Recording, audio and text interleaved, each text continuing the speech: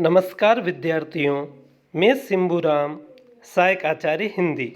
प्रिय विद्यार्थियों, इस वीडियो में हम डिप्टी कलेक्टरी कहानी का विस्तार से अध्ययन करेंगे। डिप्टी कलेक्टरी कहानी के लेखक अमरकांत हैं, जिनका वास्तविक नाम श्रीराम वर्मा था। डिप्टी कलेक्टरी कहानी का उद्देश्य। डिप्टी कलेक्टरी कहानी का उद्देश्य मध्यम वर्गीय परिवार की आकांक्षाओं, अपेक्षाओं व मधुर सपनों का चित्रण करना है। किनका चित्रण करना है? मध्यम वर्गीय परिवार की आकांक्षाओं, अपेक्षाओं व मधुर सपनों का चित्रण करना है। मूल संवेदना। डिप्टी कलेक्टरी कहानी में मध्यम वर्ग की मानसिकता के विविध पक्षों का गहराई से चित्रण हुआ है। कहानी का कथानक। डिप्टी कलेक्टरी कहानी में कहानीकार ने सकल द्वीप बाबू के परिवार के माध्यम से मध्यम वर्गीय परिवारों की आर्थिक, सामाजिक व धार्मिक स्थिति, उनकी आशाओं, आकांक्षाओं व दुखों का वर्णन किया गया है। यह इसका मुख्य कथानक हैं। डिप्टी कलेक्टरी कहानी के पात्र। सकल द्वीप बाबू जो कहानी के नायक हैं और घर के मुखिया हैं। जानकी या जमुना सकल द्वीप बाबू की पत्नी। नारायण सकल द्वीप का पुत्र। निर्मला नारायण की पत्नी। प्रमुख पात्रों के बारे में पूछा जा सकता है या किन्हीं दो पात्रों के बारे में पूछा जा सकता है या कहानी के नायक के बारे में पूछा जा सकता है कि कहानी के नायक कौन है। तो उत्तर लिखेंगे आप सकल द्वीप बाबू। सकल द्वीप मध्यम वर्गीय समाज व उनकी महत्वाकांक्षाओं का प्रतीक हैं। तो यह एक प्रतीकात्मक होगी। सकल द्वीप बाबू हैं वो किसका प्रतीक है? मध्यम वर्गीय समाज और उनकी जो महत्वाकांक्षाएं हैं उनका प्रतीक हैं। मध्यम वर्गीय लोग अपनी संतान से यह अपेक्षा रखते हैं कि वह उच्च सरकारी अफसर बने और परिवार का मान सम्मान बढ़ाएं। हर परिवार की यह आकांक्षा होती है कि उनके बच्चे जो है वह उच्च सरकारी अधिकारी बने। सकल द्वीप बाबू की भी इच्छा है कि उसका पुत्र नारायण डिप्टी कलेक्टर बन जाए, परंतु 3 बार परीक्षा देकर भी नारायण डिप्टी कलेक्टर नहीं बन पाता है। सकल द्वीप बाबू की चारित्रिक विशेषताएं।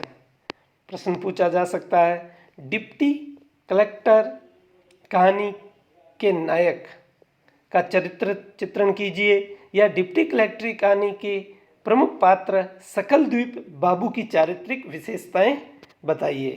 तो सकल द्वीप बाबू की चारित्रिक विशेषताओं का अध्ययन हम निम्नलिखित बिंदुओं के अंतर्गत कर सकते हैं। पहला, कहानी के नायक। सकल द्वीप बाबू कहानी के प्रमुख पात्र और नायक हैं। दूसरा, घर का मुखिया। सकल द्वीप बाबू अपने घर व परिवार के मुख्य व्यक्ति हैं। वही घर वालों की फरमाइशों को पूरा करते हैं, उनकी ज़रूरतों को पूरा करते हैं। बबुआ जब संकोचवश उनसे रुपए की बात नहीं कर पाता है और वह अपनी माँ से कहता है और माँ जमुना डिप्टी कलेक्टरी का फॉर्म भरवाने के लिए सकल द्वीप से रुपए मांगती हैं, वह रुपए न होने पर भी बाहर से रुपए मांग कर लाते हैं और बबुआ के लिए व्यवस्था करते हैं, पैसे जुटाते हैं। वह पढ़ने के लिए उसे अपना कमरा भी खाली कर देते हैं और स्वयं पीपल के वृक्ष के नीचे ही कुर्सी मेज डालकर बैठ जाते हैं। उन्हीं की आमदनी से घर का सारा खर्च चलता है। सादगीपूर्ण व्यक्तित्व। सकल द्वीप बाबू सादगीपूर्ण व्यक्तित्व के धनी हैं। सकल द्वीप की आमदनी कम थी, वह वृद्ध हो रहे थे और घर के मुखिया भी थे। इन सब कारणों से उनके ऊपर अधिक खर्च नहीं कर सकते थे वह पुराने कपड़ों से ही काम चला लेते थे। कहानी में उनके वस्त्रों में धोती, मीला, फारसी कोट, पुराने पंप शू, हाथ में घड़ी आदि की चर्चा हुई है। वह नौकरों पर निर्भर न होकर अपना कार्य स्वयं करना पसंद करते हैं। पुत्र बबुआ के कमरे की सफाई भी वह स्वयं कर देते हैं। मिलनसार स्वभाव। सकलद्वीप बाबू का बहुत से लोगों से संपर्क था। वह मिलनसार स्वभाव के थे। वह हंसमुख थे। वह संगी साथियों के साथ हास्यपूर्ण बातें करते रहते थे। उनकी मिलनसारिता का एक उदाहरण तब मिलता है जब कहानी में उनके बेटे को इंटरव्यू के लिए बुलाया गया तो बधाई देने वालों का तांता लग गया। इससे स्पष्ट होता है कि सकलद्वीप बाबू मिलनसार स्वभाव के थे। गुस्सेल। सकलद्वीप परिवार के मुखिया होने और सारी ज़रूरतों को पूरा करने और घर का सारा खर्च उन्हीं के द्वारा होता था। जब आर्थिक हालात खराब होने लगे, इस दौर में अधिक बाधा आती है और उस स्थिति में मुखिया और भी झुंझलाहट उसे होती है। उसके लड़के की नौकरी नहीं लगी थी, पत्नी भी थी, पढ़ाई का भी खर्च था। ऐसी स्थिति में सकलद्वीप बाबू गुस्सेल स्वभाव के हो गए थे। जब भी खर्चे की बात आती तो वह बिगड़ जाते थे। ईश्वर में आस्था। सकलद्वीप बाबू ईश्वर में आस्था रखने वाले व्यक्ति थे। जल्दी उठकर स्नान करके नारायण का पाठ करते थे। शिव मंदिर में 4-4 घंटे पूजा करते थे और उम्मीद करते थे कि भगवान की कृपा से नारायण की जो डिप्टी कलेक्टरी है वह परीक्षा पास कर लेगा और डिप्टी कलेक्टर बन जाएगा। कड़ाके के दिनों में भी वे ऑफिस भी राम का नाम लेकर ही जाते थे। इस तरह भगवान में उनकी अटूट आस्था थी। अपनी चिंता न करने वाला। सकलद्वीप बाबू अपनी चिंता नहीं करते थे। वह परिवार के मुखिया थे। वह घर की चिंता से बीमार हो जाते हैं। कमजोरी के कारण उनके चेहरे पर अनेक रेखाओं का जाल बन गया है। बीमारी के कारण घर वालों को उनकी चिंता होती थी। भावुक। सकलद्वीप बाबू भावुक हृदय के व्यक्ति हैं, मेहनती हैं और पुत्र पर स्नेह रखने वाले हैं। आर्थिक तंगी के कारण यद्यपि उन्हें झुंझलाहट और गुस्सा तो आता है, लेकिन वह पुत्र से खूब स्नेह करते थे। उनके लिए रुपयों की व्यवस्था करते हैं। सारा सामान उसकी व्यवस्था वह करते हैं।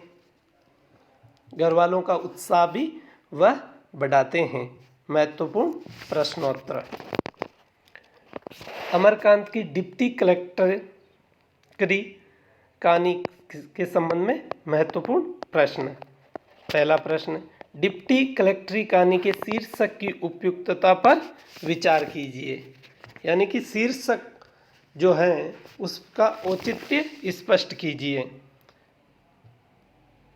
शीर्षक किसी भी प्रमुख पात्र, घटना, प्रसंग, मनोवृत्ति या कथानक को प्रतिपादित करने वाला और प्रतीकात्मक अर्थ वाला हो सकता है। इस कहानी का शीर्षक सर्वथा उपयुक्त, रोचक, संक्षिप्त, सार्थक और विषय अनुकूल है। यह आकर्षक, जिज्ञासावर्धक और औचित्यपूर्ण है। डिप्टी कलेक्टरी कहानी का शीर्षक केंद्रीय भाव का व्यंजक है। शीर्षक विशिष्ट उद्देश्य को ध्यान में रखकर रखा गया है। सकलद्वीप बाबू का पुत्र नारायण पिछले 3 वर्षों से डिप्टी कलेक्टरी की परीक्षा में बैठता है, मगर उसे सफलता नहीं मिलती। यद्यपि वह कठोर और अथक परिश्रम करता है, तथापि वह लिखित परीक्षा में पास होकर भी साक्षात्कार में काफ़ी पीछे रह जाता है और डिप्टी कलेक्टर नहीं बन जाता। तब वह अत्यधिक हताश और निराश हो जाता है। दूसरा प्रश्न, डिप्टी कलेक्टरी कहानी के नायक सकलद्वीप बाबू की चारित्रिक विशेषताओं को स्पष्ट कीजिए। इनकी चारित्रिक विशेषताएं अभी हमने विस्तार से पढ़ी। तीसरा प्रश्न, डिप्टी कलेक्टर कहानी मध्यम वर्गीय परिवार का चित्रण करने वाली कहानी है, इसे स्पष्ट कीजिए। तो इसमें मध्यम वर्गीय परिवार का चित्रण हुआ है। अगला प्रश्न, डिप्टी कलेक्टरी कहानी की तात्विक समीक्षा कीजिए।